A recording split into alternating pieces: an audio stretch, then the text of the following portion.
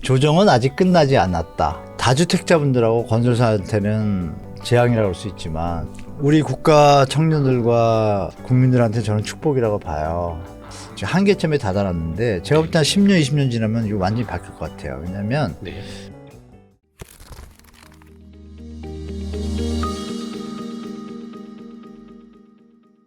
근데 진짜 저희 Y스트릿을 찾아주셔서 감사드립니다. 제가 고맙다니까요. 저는 딴 데 가서 초대해 준 게 너무 감사합니다. 별 말씀이요. 개인적으로. 우리 한문도 교수님이 원체 지금 이제 찾는 데가 많아가지고. 네, 요즘 많이 찾으시죠. 작년부터. 맞아요. 근데 어떻게 보면 이제 그 부동산 그 약세장에 대한 네. 경고도 많이 전부터 해 주셨고. 네, 계속 하기도 했는데 네.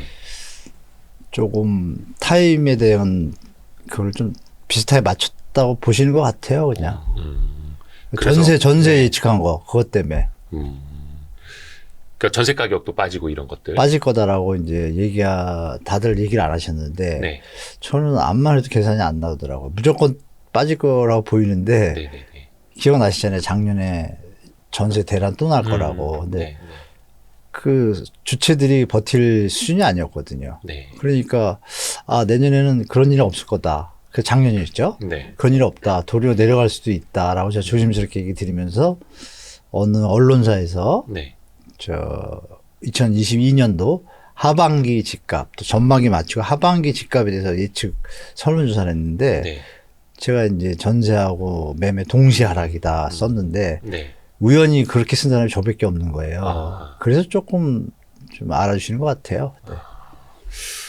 근데 이번에 저기 한문도 교수님께서 책을 내셨는데 이 책 제목이 너무 무서운 거 아닙니까? 책 얘기부터 하시면 어떡하냐. 왜냐면은 너무 부족해서 제가. 더 크래시. 네네. 충격. 이건 출판사에서 이렇게 좀 강하게 좀 하신 것 같고요. 네네네. 저는 이제 그 밑에 부제, 네. 조정은 아직 끝나지 않았다. 그게 더 무서운데요? 그러신가요?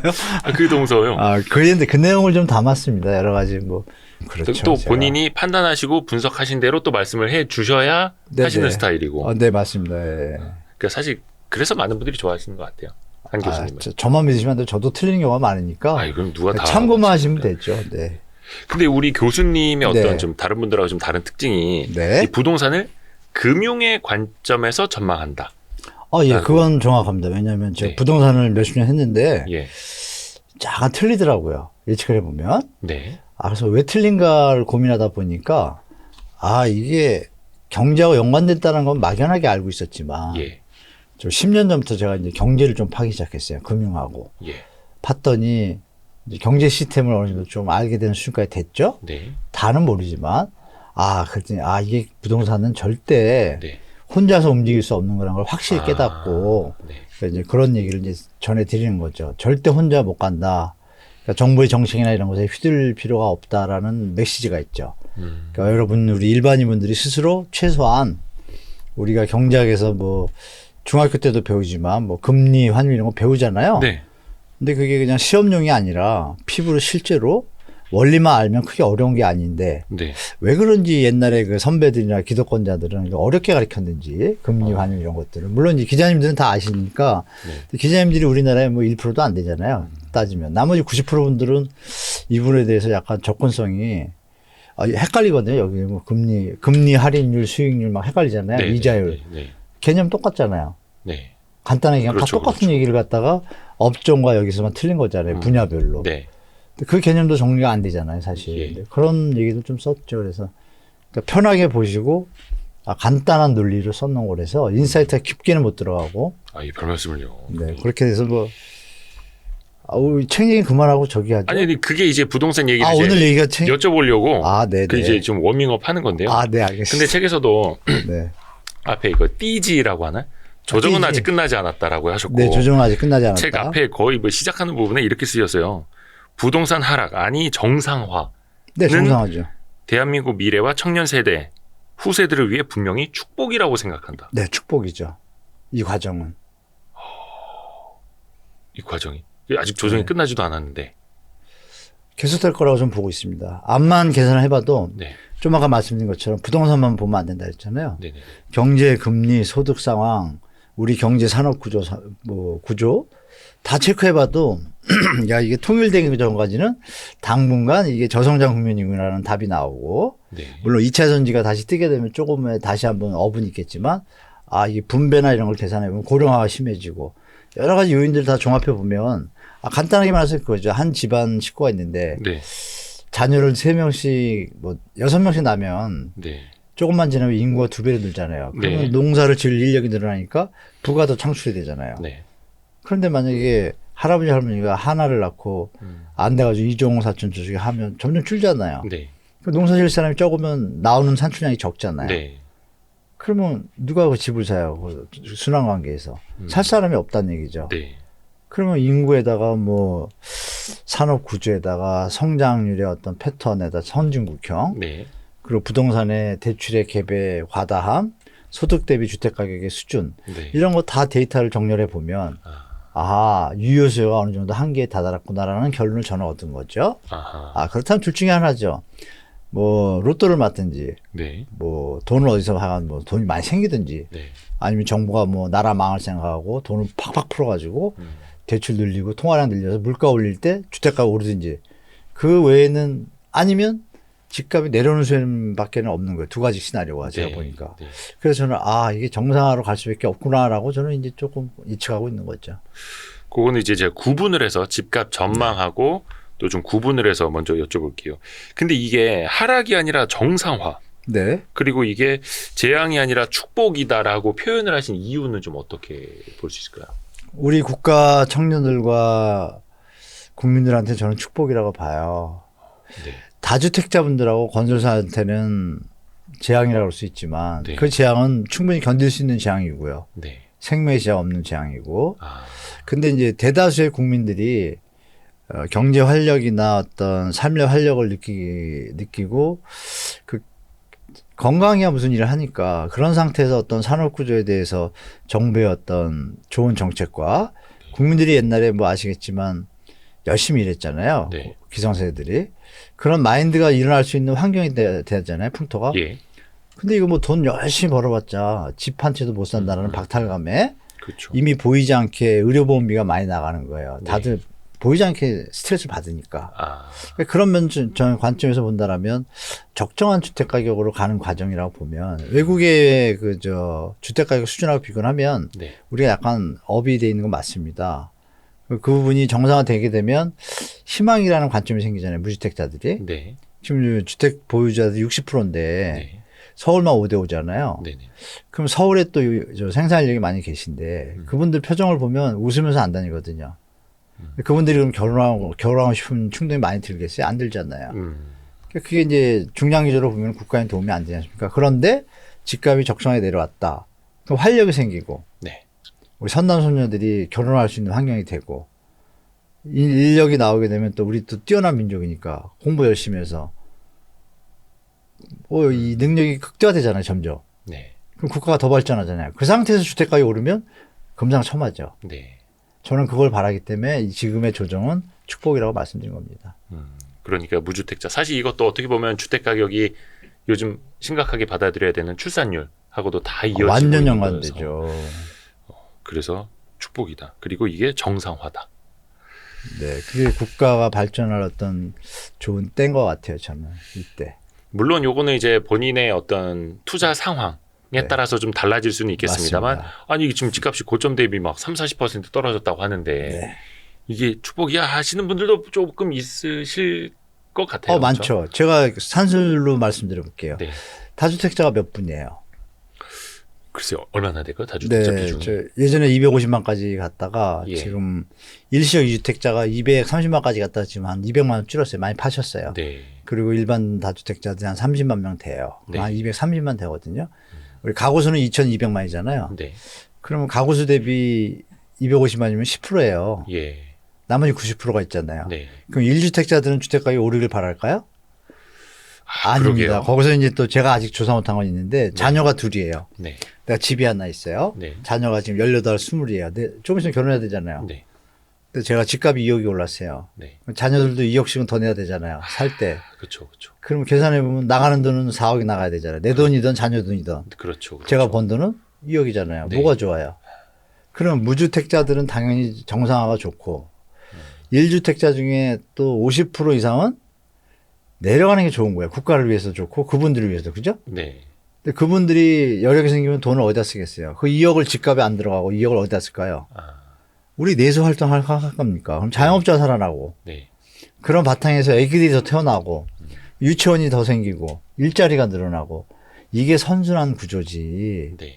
뭐 이런 방향으로 가는 게 저는 맞다고 말씀드리겠습니다. 네. 그러니까 뭐 1주택자 입장에서는 내 집만 올랐으면 좋겠고 뭐 이런 것들인데 사실 그럴 일은 아니죠. 냉면이 보면 권하죠. 돌싱은 일은 가능하죠. 1주택자인데 네. 혼자 살아. 네. 내 집만 올랐으면 좋겠죠.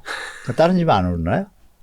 그렇죠. 다른 집도 오르고 네, 그렇죠. 말씀하신 것처럼 자녀가 분가할 때도 부담이 똑같이 결론은 그거죠. 갭 투자한 분들만 지금 싫어하는 거예요. 아.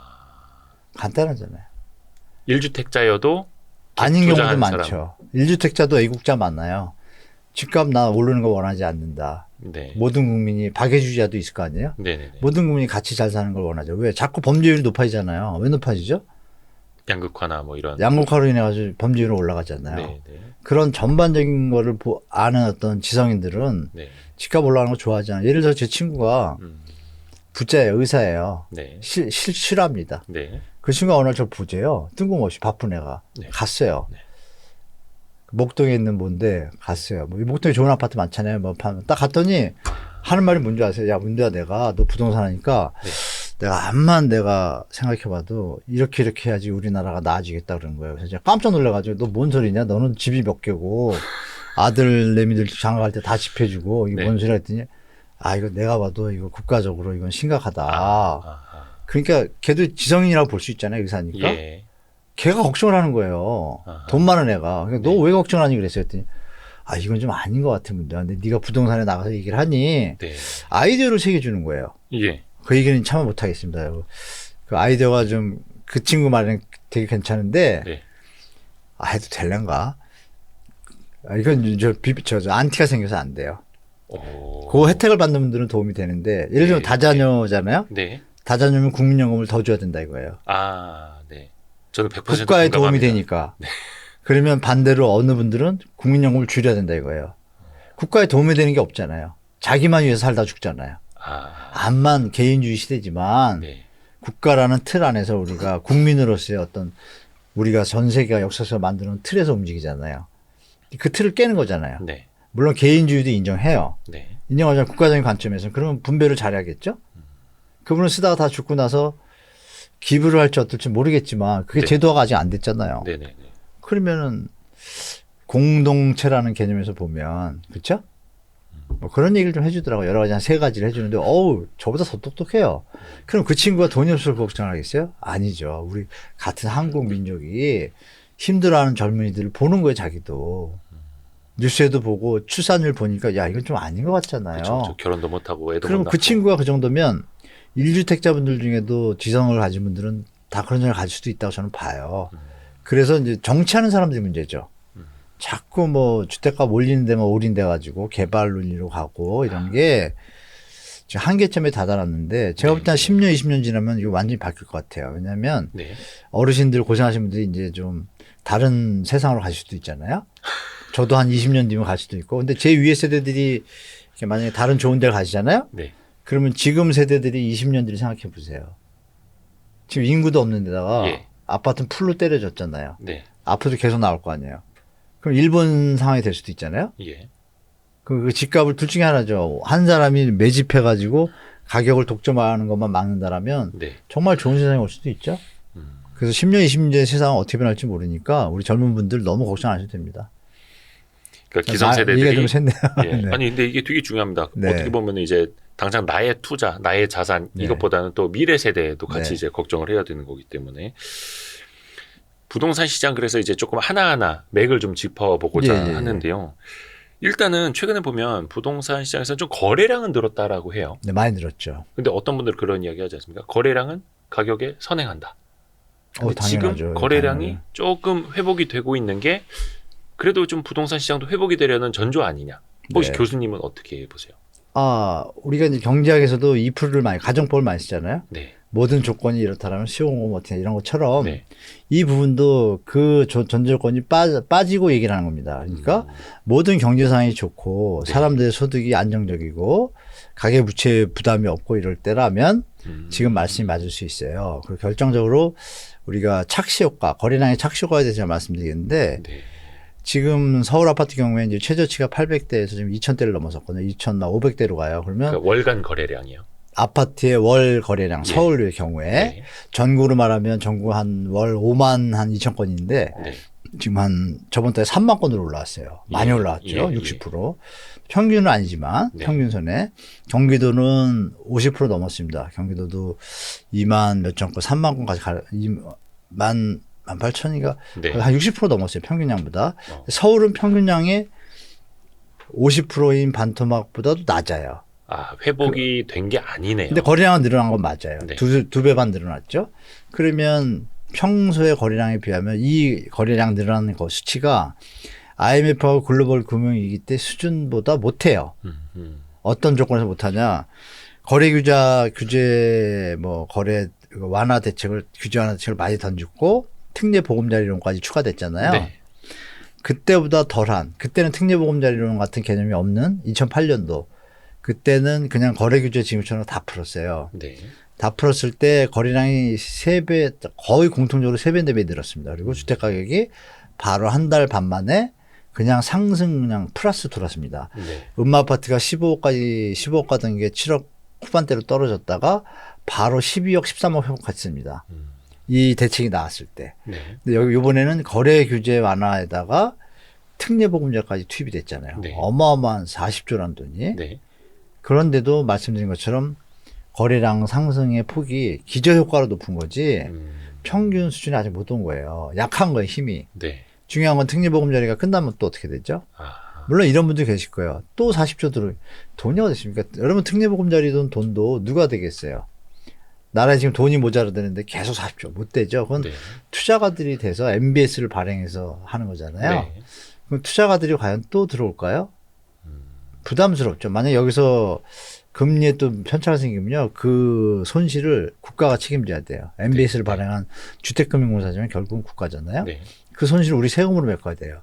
이게 이제 노출화되고 표면화되면 국민들 비판이 나오기 시작합니다. 또 40조 하면. 네. 그렇죠? 국민 세금으로 국민 집값을 올려가지고 이게 무슨 짓이에요? 음흠. 그런 일이 나오기 때문에 또 40조 나오기 그냥 어렵다고 봐요. 네.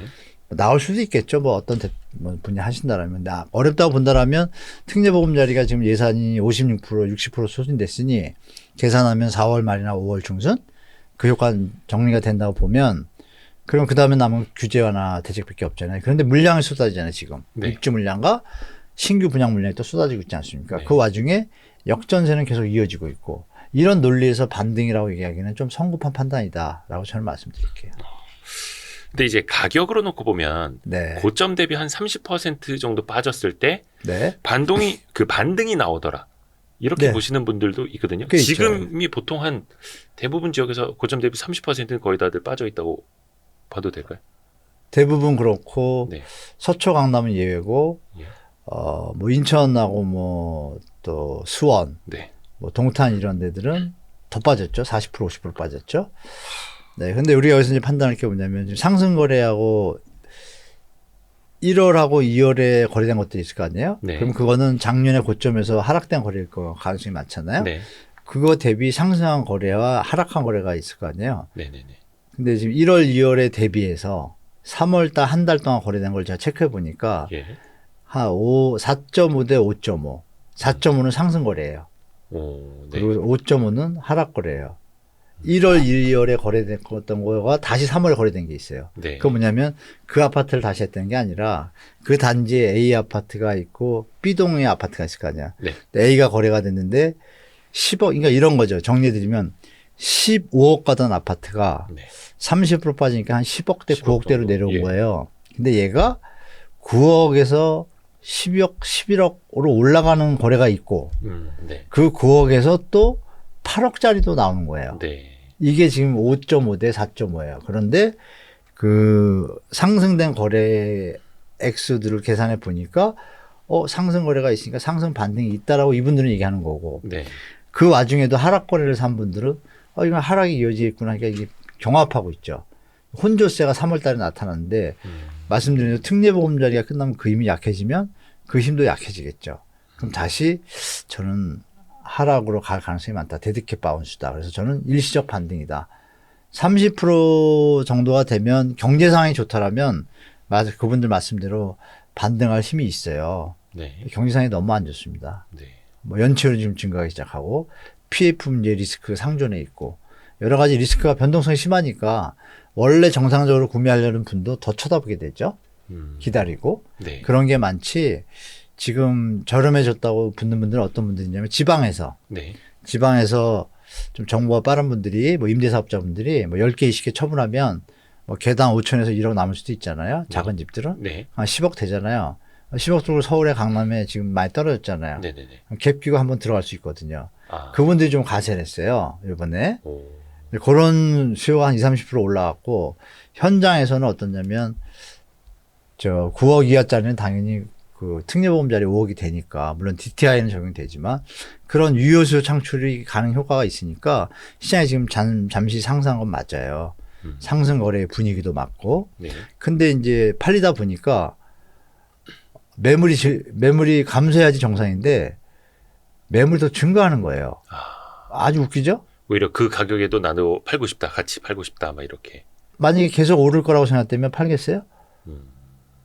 이 가격이 지금 떨어진 데서 올랐잖아요. 네. 그럼 옛날 가격 생각하면 그거 팔고 싶은 마음이 없잖아요. 14억 다시 갈 거라고 생각하면 안 내놓겠죠. 할 텐데. 네. 그러면 시장이 이게 정리가 돼버렸잖아요. 매물이 지금 서울, 강남 3구, 전국이 똑같아요. 세종시뼈고 제가 조사했거든요. 네. 176개 시군구를 다 하지 못하고 6대 강시하고 서울하고 그 체크를 해보니까 도하고 세종특별자치시만 조금 매물이 줄었고 나머지 대부분은 서울 강남 3구하고 마용성, 네. 뭐 노원 양천 영등포 있잖아요. 이쪽은 매물이 1월 1일 우리 막 시작할 때 상승기 그때에 비해서 한 10에서 15% 늘었습니다. 매물이. 지금 거래량이 늘어가지고 소진이 됐는데도 매물이 그때보다 더 늘었어요. 자, 이거에 대해서 여러분들이 사람들이 어떻게 시장을 보고 있구나라고 미뤄 좀 예측해 볼 수 있을 겁니다. 예. 근데 앞에서 이제 거래량과 지금 제가 이제 가격, 낙폭에서 오는 네. 반등 이걸 여쭤봤었는데 거래량도 그렇고 어떤 좀 낙폭에서 오는 반등도 그렇고 아직은 의미를 찾을 수가 없는 그죠. 여기에다 의미를 두면 안 되는. 의미는 있죠. 그 덜 떨어진다라는 의미 정도. 네, 그러니까 떨어지는 속도를 완전히 죽였잖아요. 네, 네, 네. 그 연착륙으로 가는 판을 만들어줬잖아요. 다만 이게 이제 스텝 다운식으로 계단식으로 점진적으로 하락할 수 있는 구조를 만들어준 건 정부의 정책은 긍정적 효과가 있죠, 분명히.